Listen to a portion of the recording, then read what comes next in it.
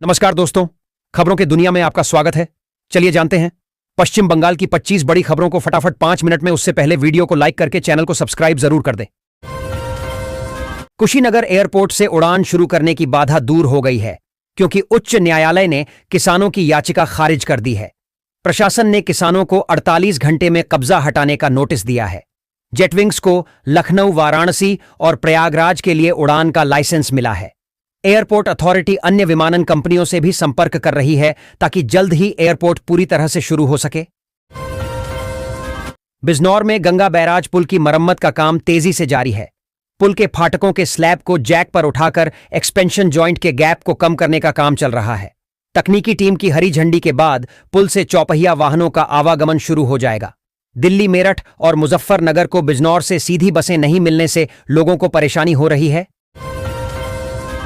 बांग्लादेश की अंतरिम सरकार ने शुक्रवार को मीडिया संस्थानों को अवामी लीग की नेता और अपदस्थ प्रधानमंत्री शेख हसीना के बयानों के प्रसारण या प्रचार के खिलाफ चेतावनी दी है। साथ ही कहा है कि आदेश का उल्लंघन करने वालों के खिलाफ कानूनी कार्रवाई की जाएगी। जारी बयान में कहा गया, हम इस तरह की आपराधिक प्रसार गतिविधियों में शामिल मीडिया अधिकारियों को चेतावनी दे रहे हैं। नेपाल के प्रधानमंत्री केपी शर्मा ओली सितंबर में 2 दिवसीय आधिकारिक यात्रा भारत आएंगे। सूत्रों के अनुसार 2 दिवसीय आधिकारिक यात्रा के लिए भारत से उन्हें निमंत्रण मिला है। नेपाल के विदेश मंत्रालय के एक अधिकारी ने बताया कि उन्हें 16 सितंबर से शुरू होने वाले 2 दिवसीय दौरे का निमंत्रण मिला है। बांग्लादेश अल्पसंख्यक मानवाधिकार कांग्रेस HRCBM ने कहा है, अंतरिम सरकार का कानून व्यवस्था पर कोई नियंत्रण नहीं रह गया है।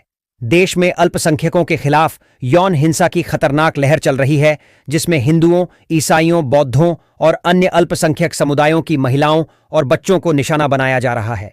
ज्यादातर मामलों में महिलाओं और लड़कियों के सिरविहीन शव पाए गए हैं। भारतीय रेलवे ने त्योहारी सीजन को देखते हुए यात्रियों की सुविधा के लिए 380 गणपति स्पेशल ट्रेनें चलाने का फैसला किया है। यह रेलवे द्वारा अब तक का सबसे बड़ा ऐलान है। महाराष्ट्र और कोंकण क्षेत्र में सबसे ज्यादा ट्रेनें चलाई जाएंगी। गणपति पूजा 27 अगस्त से 6 सितंबर तक मनाई जाएगी। कर्मचारी चयन आयोग की ओर से स्टेनोग्राफर ग्रुप सी और ग्रुप डी परीक्षा की प्रोविजनल आंसर की जारी कर दी गई है। जो उम्मीदवार प्रोविजनल आंसर की का इंतजार बेसब्री से कर रहे थे, अब वे SSSC की आधिकारिक वेबसाइट पर जाकर आंसर की डाउनलोड कर सकते हैं।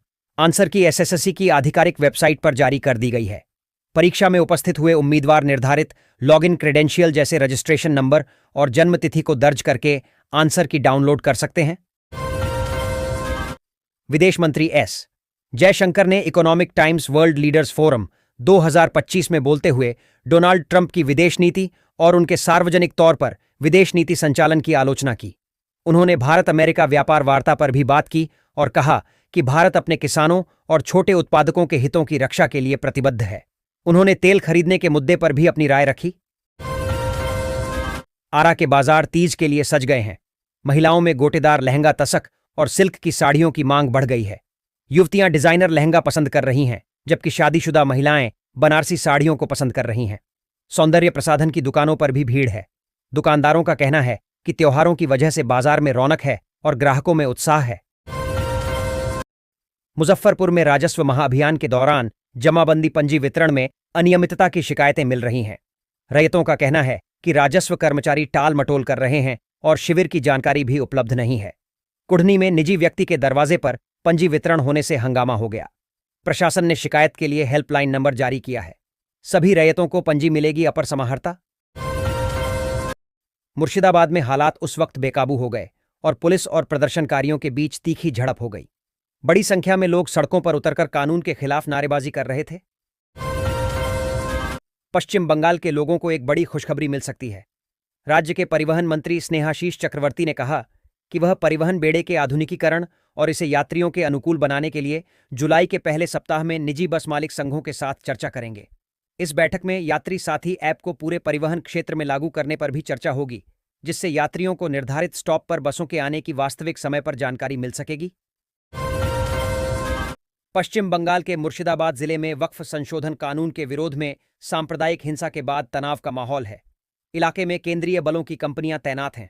भाजपा इस हिंसा को लेकर लगातार ममता बनर्जी के नेतृत्व वाली तृणमूल कांग्रेस की सरकार पर हमलावर है।